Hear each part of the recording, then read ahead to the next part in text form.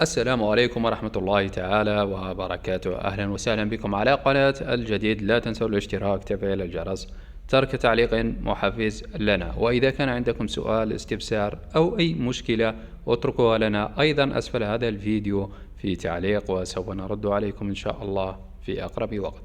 أهلا وسهلا بكم من جديد. موضوع اليوم وحلقة اليوم وهو كيفية الاتصال بشخص ماسكي. كيفاش تعيط الواحد الماسكي، ولا كيفاش تعيط الواحد مجهول الهوية أو مخفي الرقم الخاص بك، سواء في أريد، جيزي، موبيليس، في جميع الشبكات. كيفاش تعيط ماسكي؟ تبع معايا في هذا الفيديو، راح تتعلم تعيط ماسكي في جميع الشبكات. تبع معايا.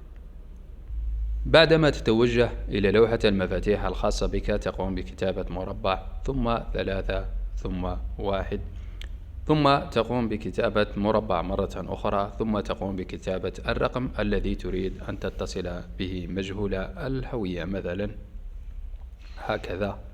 هكذا وتتصل.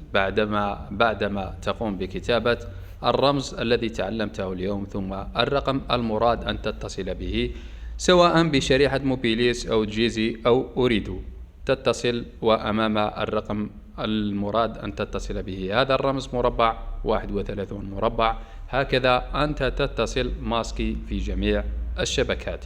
إذا كان لديك سؤال، استفسار، اتركه لنا أسفل هذا الفيديو في تعليق. والسلام عليكم ورحمة الله.